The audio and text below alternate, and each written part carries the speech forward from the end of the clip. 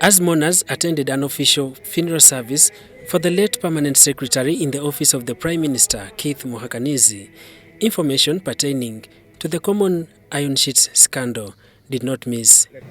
Keith had seen that Saga coming, and he had even been to my office a few months before this happened.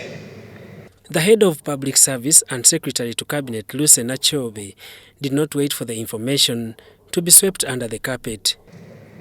And he came and he actually came accusing me of not inducting the ministers. He came saying, he used to call me my boss. My boss, did you induct the ministers? I told him, Keith, I did. Only that time you were in Turkey, but the ministers were inducted. Then he told me one thing. I've been quarreling with them in today's top management. The ministers are everywhere.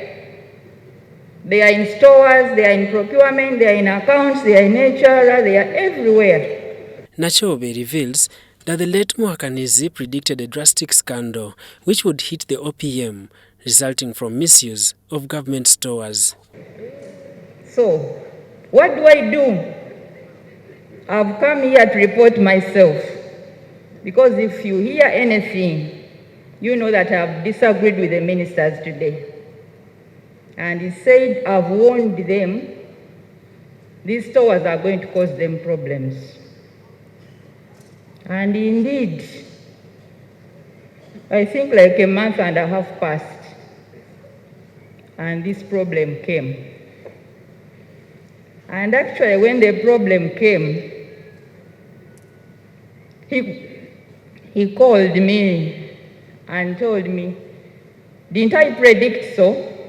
Lucy Nakyobe then gave a green light that the late Keith Muhakanizi goes ahead to initiate a process to restructure the OPM.